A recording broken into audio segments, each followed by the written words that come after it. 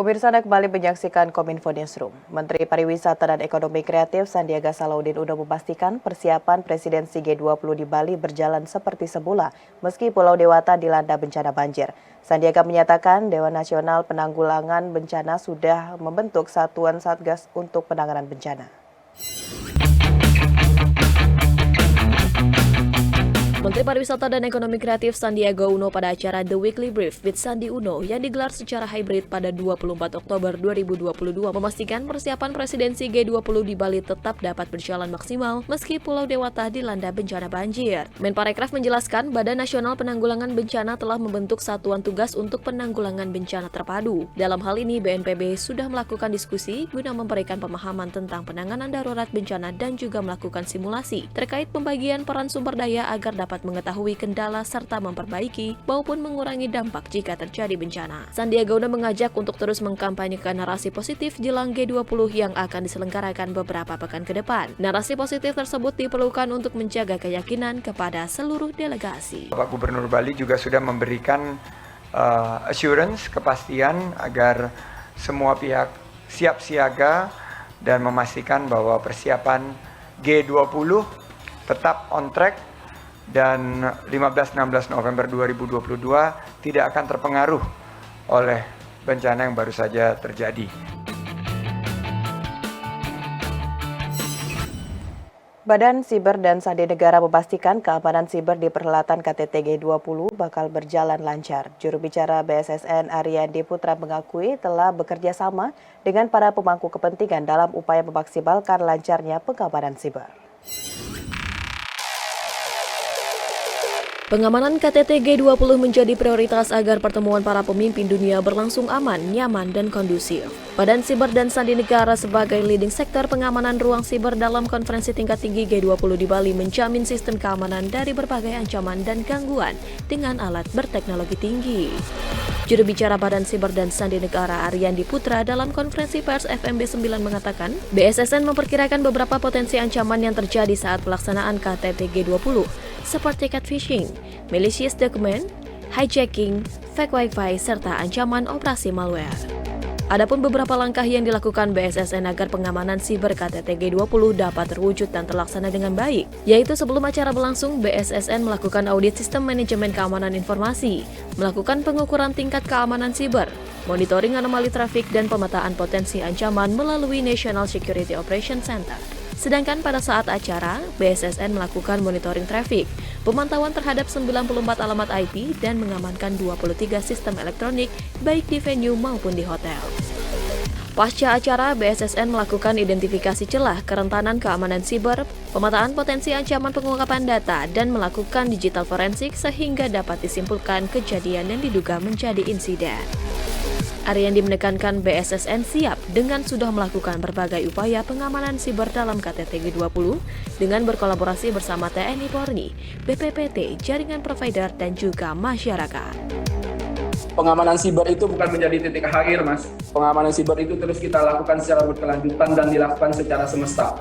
Kita butuh kerjasama terhadap semua pihak. Kita bergandengan tangan antara BSSN dengan semua kementerian lembaga, baik juga pihak-pihak swasta. Dan kita upayakan bahwa dalam rangka pagelaran KTT G20 ini menjadi sebuah mata dunia memandang kepada Indonesia dalam pagelaran KTT G20 ini. Jadi kita ingin bahwa pagelaran ini bisa berjalan dengan lancar, dengan baik sebelum pelaksanaan, saat pelaksanaan, dan juga sudah pelaksanaan.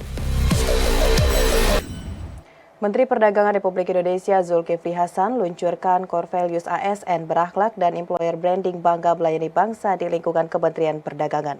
Peluncuran core values ASN ini menjadi titik tonggak penguatan budaya kinerja ASN serta profesionalisme dalam melayani masyarakat. Menteri Perdagangan Zulkifli Hasan luncurkan core values ASN berakhlak dan employer branding bangga melayani bangsa di lingkungan Kementerian Perdagangan. Adapun core values ASN ini diimplementasikan dalam kata berakhlak, yakni berorientasi pelayanan, akuntabel, kompeten, harmonis, loyal, adaptif, dan kolaboratif. Peluncuran core values ASN ini menjadi titik tonggak penguatan budaya kinerja ASN serta profesionalisme dalam melayani masyarakat. Kegiatan ini diikuti oleh Eselon 1 dan 2 sebanyak 100 orang serta 3.000 karyawan Kementerian Perdagangan. Zulkifli Hasan pada sambutannya menekankan kepada para ASN Kementerian Perdagangan untuk bersatu padu mewujudkan visi Indonesia Emas pada tahun 2045. Serta perlunya penguatan kinerja ASN ini dimaksudkan agar ASN memiliki nilai untuk memberikan pelayanan yang berdampak dan dapat dirasakan oleh masyarakat dalam meningkatkan kemakmuran, kesejahteraan, serta pelayanan yang lebih baik kepada masyarakat. Penetapan peluncuran core values berakhlak pada Kementerian Perdagangan dilakukan sebagai akselerasi transformasi ASN dalam mendukung pelaksanaan program prioritas Presiden Joko Widodo dan Wakil Presiden Ma'ruf Amin terkait pembangunan SDM. Oleh karena itu kedaulatannya ini, mandatnya ini diberikan antara lain kepada saya. Ada Kapolri, ada Jaksa Agung, ada Pak Menpan, Pak Abdul Azwar Anas, dan lain-lain banyak. Oleh karena itu kami ini namanya pembantu presiden. Pembantu. Saya dan Pak Azwar juga nggak bisa kerja sendiri.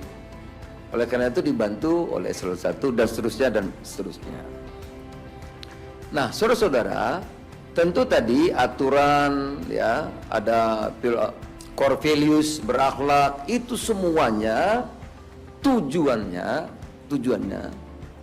ya, kita bekerja itu adalah berpihak kepada rakyat itu yang paling penting. Seluruh yang kita buat ini adalah berpihak untuk kebaikan seluruh rakyat Indonesia itu, agar mereka lebih makmur, agar mereka lebih sejahtera, agar mereka pelayanannya dapat lebih baik, pendidikan lebih baik, semuanya setahap demi setahap akan jadi lebih baik, sehingga apa yang kita cita-citakan pada visi 2045 menjadi negara maju itu sampai. Negara maju itu maksudnya rakyatnya maju, bukan 1-2 orang yang maju, tapi rakyatnya maju, terangkat, setara. Nah, itulah saudara-saudara, kita ini sebagai pejabat pemerintah, birokrasi, bukan mesin. Pemirsa, kita ke informasi lainnya. Direktur Perbenihan Ditjen Perikanan Budidaya Dodo Hartanto menyebutkan, pemerintah telah memetakan kawasan yang akan dikembangkan untuk industrialisasi rumput laut, yakni Kalimantan Utara, Sulawesi Tenggara, NTT, dan Maluku. Hal ini dilakukan dalam rangka meningkatkan pertumbuhan ekonomi, penghidupan, dan lapangan kerja secara berkelanjutan untuk menjaga kelestarian ekosistem di laut dan pesisir.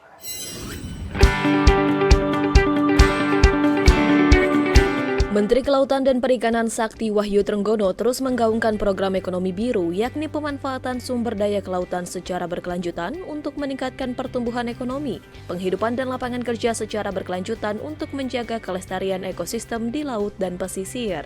Salah satu kategori dalam program ekonomi biru adalah pengembangan budidaya berkelanjutan. Rumput laut menjadi komoditas ekspor yang didorong oleh Kementerian Kelautan dan Perikanan Republik Indonesia. Indonesia memiliki prospek yang besar untuk pasar rumput laut di kancah global. Hal tersebut dilihat dari posisi Indonesia menjadi produsen rumput laut terbesar kedua di dunia setelah China.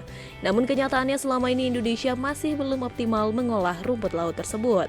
Oleh karena itu, Direktur Perbenihan Ditjen Perikanan Budidaya Nono Hartanto menyebutkan, pemerintah telah memetakan kawasan yang akan dikembangkan untuk industrialisasi rumput laut, yakni Kalimantan Utara, Sulawesi Tenggara, NTT, dan Maluku.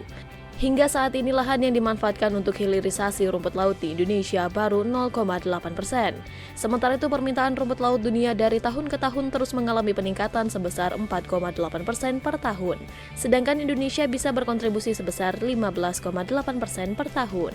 Peluang usaha rumput laut ini juga sangat banyak membuka lapangan pekerjaan dan meningkatkan kesejahteraan, terlebih masyarakat yang tinggal di tepi pantai. Ini adalah kawasan yang akan kita coba kembangkan untuk budidaya rumput laut ini. Jadi kita sudah mencoba plotting bagaimana ini menjadi klaster industri rumput laut ya, yang ada di Kalimantan Utara, kemudian juga di Sumba Timur ya, Sulawesi Tenggara, di Maluku. Ini yang sudah kita coba identifikasi.